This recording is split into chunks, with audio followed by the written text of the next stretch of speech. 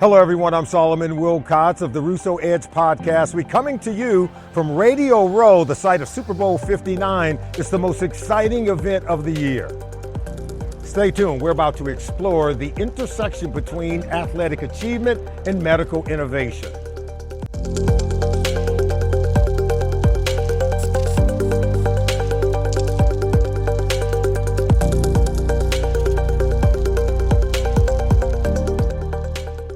I'm joined by former New York Giants offensive lineman Shaun O'Hara is joining us here today. And Shaun, today we're talking about sports medicine and overall health care, particularly for athletes and the general population. In what way, maybe during your playing career, do you believe that modern medicine helped you during your career? Yeah, well, listen, when I got to the league, my body felt great, and then all of a sudden, you're training, you go through a whole season, and by the end of the season, you don't even feel the same. So right away, I think the battle of attrition is something that we all kind of started to get educated on. And I think when it comes to medicine, there's two different ways to look at things. It's how do I treat it after it happens, and is there a way I can prevent it and treat it before it happens? I only knew about rehab post-injury. Isn't that something? So it wasn't until I started learning about prehab that really helped me focus on, okay, if we can diagnose some imbalances or, they do the functional movement screenings now to find out, do you have hip tightness? Do you have, tight hips leads to knee injuries. So it's kind of finding out everybody's body dynamics are different. So finding out where you may have some issues. And if you could attack them before the injury occurs, that's even better than having to do it afterwards. But I was with Ronnie Barnes with the Giants, and he has been at the forefront of a lot of different medical treatments. He was one of the biggest proponents of hydration levels. And I remember the first time I went to Giants training camp, the very first day, he gave a 35-minute dissertation on hydration and how much water you need to drink and the color of your urine. And that was kind of the first time I had that broken down to me. But I kind of got into healthcare also because my wife is a nurse. That's how I met her. I was in the hospital, and she came in my second day there, and she's been taking care of me ever since. So it's definitely been a big part of my life. A lot of people have heard of Tommy John surgery. He had pitched for 12 years, and then he tore a tendon in his elbow. Many people thought his career was over.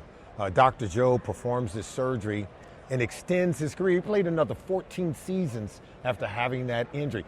That's why it's now named after him, the procedure, right? Can you think of maybe something, or that maybe a surgery that you had or some kind of repair that helped you to extend your career when you were playing? Yeah, I think as any athlete, any player, you don't ever want a surgery named after you. That's one title you don't ever want. I don't want to be called the Solly surgery. I had multiple surgeries. So I think I had 11 surgeries throughout my career. A lot of them were scopes, knee scopes, both elbows scoped. It was debridements and bone chips and all that was wear and tear.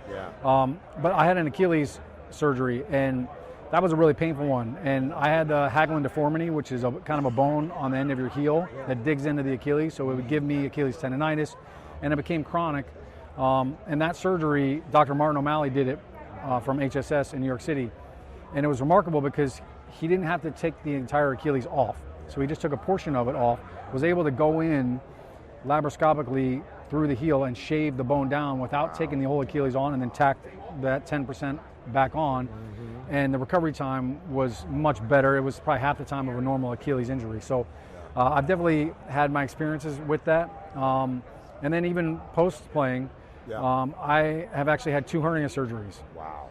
So who would have thought that I didn't have a hernia surgery when I was squatting 600 pounds, hang cleaning 405 pounds, but picking up firewood and a 3-month-old or a 2-year-old giving them a bath would give me a hernia. So I had both done, one 4 years after the other one, but they were both done laparoscopically and through like a robotic machine. It's called the Da Vinci. And these doctors, it's amazing with technology now what they could do. They basically go in with these arms, little robotic arms right in there, and so it's a small little incision. And it's amazing how with technology and with stuff like that, it expedites the recovery tenfold.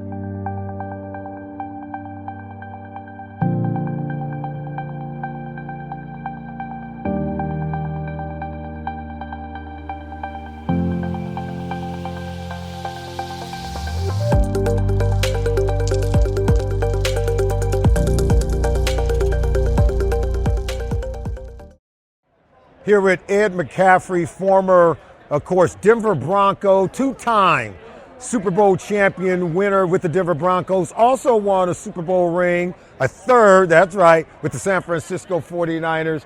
Ed, we're talking about, athletic achievement and health care. In what way, shape, or form during your athletic journey did medicine and health care play a major role? Well, your body is your temple. That's right. You know that, right? Yep. This is what you go to battle with in the NFL. But even as a kid, when I was growing up, when I was little, when I was in high school, you try to do everything right. You try to eat right, get your sleep. But football's a collision sport. That's right. You know, you're going to get hurt eventually. And it's really important, if you want to get on the field quicker, to get the right kind of treatment. So, I had trainers in high school, trainers that I would go to at colleges if I had a more serious injury. In the NFL, I've had 12 surgeries. Had great trainers, Ronnie Barnes, he's a Hall of Fame trainer with the New York Football Giants, Lindsay in San Francisco, and then the Greek, Steve Antonopoulos in Denver. And I spent so much time, more time than I would have liked to, in the training room. Those guys were my best friends. Yeah. But it was their job to do everything they could to get me back on the field. So luckily, as an NFL player, we have professionals that help us get back on the field. But this is important for anybody. Yeah. Now, in my life, I'm in my 50s, and I want to live healthier longer.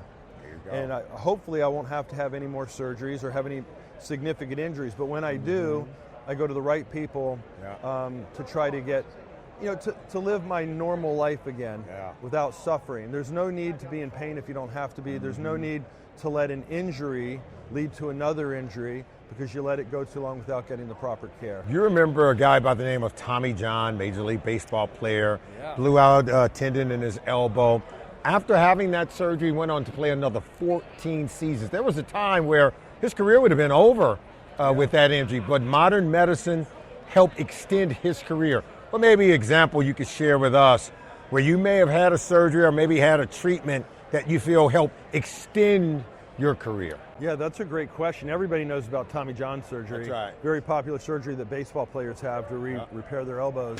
And I remember Tommy John. He threw a lot of junk. He sure did. He had movement. He was a heck of a pitcher.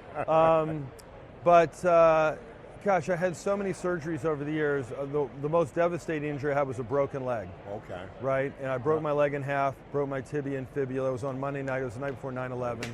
Woke up in a hospital bed during 9/11. It was tragic that I broke my leg on Monday night against my old team, the New York Giants. It was even more tragic the next day when we all had to experience 9/11. It was a depressing time in my life.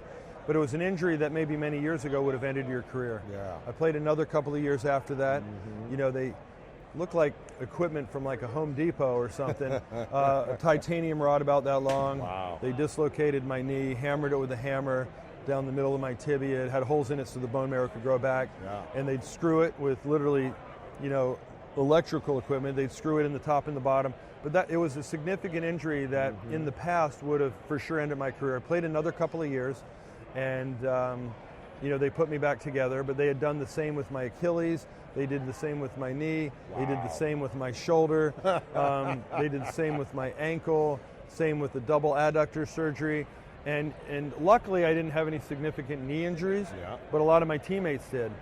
And, we've seen a lot of pro athletes that have that knee surgery now, ACL surgery. That's right. When I was in high school, you're done. That's right. In the 70s, 80s, if you blew out your ACL, they would just say you blew out your knee, and that was probably the end of your career. Yeah. When you had a shoulder injury that was significant enough to like your labrum, I don't even remember them calling it a labrum. Yeah. They would just say he blew out his shoulder, he can't play quarterback anymore. Right? So the advances that have been made in my lifetime are phenomenal, and they're life-changing. Yeah. And it's not just the surgery and the technological advancements that we've experienced.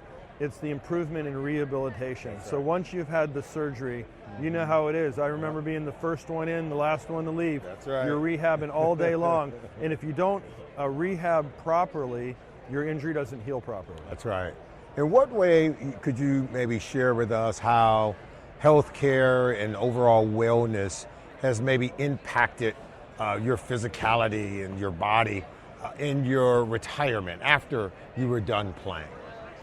Yeah, that's a great question too. I still go to my guy Greg, who does muscle activation techniques, and he keeps my body aligned so that I feel good. I want to live my best life. I don't know how much time I got left on this planet. I'm in my 50s, and my goal now is just to live healthier longer. That's right. You know, we're all going to start falling apart as we get older, and I just want to feel as good as I possibly can for as long as I can. I try to eat right. Came out, you know, the McCaffrey brand's protein bites. They're a really healthy snack that tastes delicious. I try to eat right. I try to get my sleep. I try to work out. Well, I try to take care of my body, and I still get work done on it, so I feel my best. And again, it's, you know, as you get older, you'll lose muscle mass. It's important to continue to lift and to strengthen your muscles. A lot of older people fall, get an injury, never really recover from it. So it's important for me to still do some resistance training. You want to keep your cardio up. I'm probably at higher risk for a heart attack in certain things, maybe more so than other people because of my family history. So I want to try to watch my weight. And just, you know, people know that they feel better when they're healthier. That's right. Right? And if you feel better, you're going to be a better friend, you're going to be a better husband, you're going to be a better parent. And so, you know, that's where I'm at now. What advice would you give maybe athletes today about how to prioritize their health care and their overall wellness?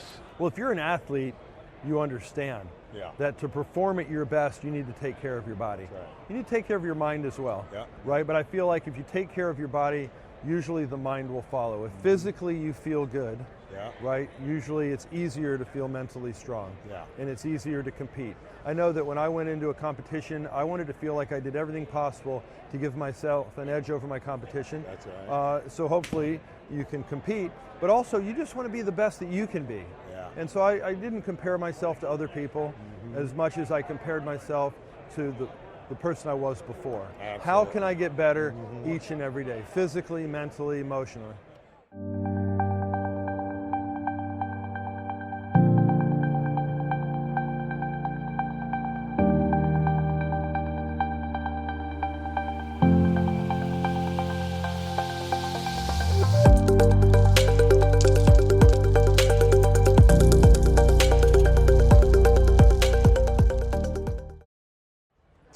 Right now I'm joined by 16-year NFL veteran quarterback Alex Smith joining us. And, you know, Alex, look, we're talking about athletic achievement, medical innovation.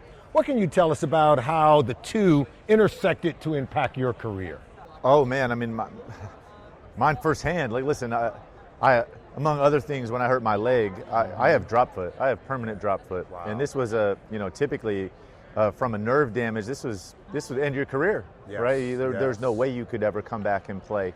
And now with the literal advancements in bracing and surgeries, that more and more guys are coming back and playing with drop foot. And, you know, certainly I have other limitations that I have to adapt around. But the bracing that I played with was a direct advancement that really in like the last 10, 15 years has been developed. And not just on the sports side. For me, obviously, I benefited so much from the folks in the military, specifically down at the Center for the Intrepid in San Antonio, which is a military rehabilitation clinic that specializes in limb injuries. You know, and so many of our servicemen and women going back to elite service, you know, and that technology and all the gains on that side, like I literally benefited from in my return to the field. So, yeah, I mean, I feel like I'm standing on so much growth medically, and certainly I felt compelled, you know, and even, you know, why I wanted to document my journey is like hopefully for the next person, right, that may have something similar to be able to gain, and that I can be a link in that chain of progress, you know, not just on like everything that I went through, but certainly even again the techniques and things that I use to try and get back. How did your medical challenges, say, increase your knowledge now of innovation and sports medicine and what's taking place in that industry? Yeah, listen, when you have an injury like this, you kind of have to become an expert at specific things and body parts. And there's jargon and language I use now about my leg that like people look at me sideways when I use it, because again, it's my life and become a part of it. So, you know, listen, for me to go do anything physically challenging, I have to wear some sort of brace on my leg, and I can't tell you how many I've gone through, over the years and trying to find the best one. And so I'm honestly constantly tinkering. And when I work with the, people making braces, I'm constantly, what if we did this? What if we did that? Can we try this? You know, because I have thoughts and ideas about it and what's unique to my situation. So, yeah, it's something again that listen, anytime you have an injury, right, you always look if somebody's gone through something similar beforehand, right? And what's the road that they paved, and how can that help you in your journey? And so again, mine was pretty unprecedented from the sports world standpoint, and is why I lean so heavily on the military people, and again, so thankful for them. But again, like I'm so open and talk to a lot of people about that are going through maybe something similar with the leg, and what worked for me and didn't work, and hopefully it can help them. In our post-playing careers, we end up going down a lot of different roads. You're doing a lot of broadcasting, but you got so much knowledge and so much information, particularly as it pertains to injuries, orthopedic medicine. How does that information that you've been able to obtain in medical science, how does that apply in maybe some of the things that you do in your life now, or maybe in some of the things that you may end up doing? Well, yeah, I mean, I think, listen, I was lucky enough to play football for 16 years. Right. And you can't help become a pretty good expert when it comes to orthopedic medicine, right? You get injured a lot. You deal with a lot of knees and ankles and shoulders and hips, and so you just absorb all that information. And for me, I think post career, you start to look at longevity now. And we play a physical sport, and there's ramifications from it. And certainly my leg's a great example, and what's life going to look like as I age. And I use all that information that I've gathered, right, and trying to help me navigate that. There you go. And again, I think also just happy to share it with anybody that's out there that may be going through something similar. I think anytime you're dealing with these types of things medically that are hard and challenging, it's so important to be able to rely on people around you. And so I feel I try to be open with as much as possible. We want to say thank you to all the incredible athletes who had a chance to join us on the Russo Edge podcast right here on Radio Row at Super Bowl 59.